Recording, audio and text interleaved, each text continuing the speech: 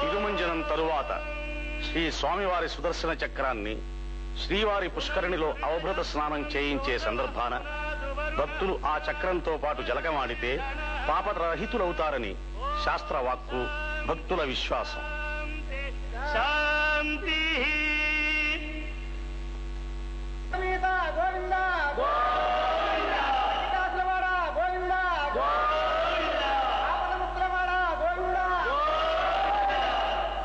ఏడుకొండలవాడ వెంకటరమణ గోవింద గోవింద. ఏడుకొండలవాడ వెంకటరమణ గోవింద గోవింద. ఆపదముక్కులవాడ అనాథ రక్షక గోవింద గోవింద. ఆపదముక్కులవాడ అనాథ రక్షక గోవింద.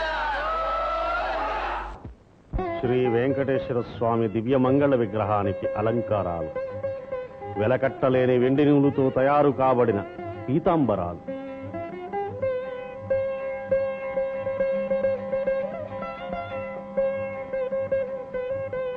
తరించిన భక్తులు శ్రీ స్వామివారికి కానుకలుగా సమర్పించిన వజ్ర వైడూర్యాలు, కెంపులు, రత్నాలతో పొదిగిన ఆభరణాలు,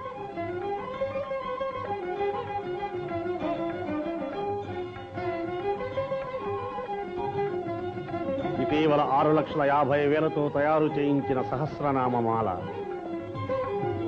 ముత్యాలు పొదిగిన కిరీటం, ఇంకెన్నో వెలలేని ఆభరణాలు.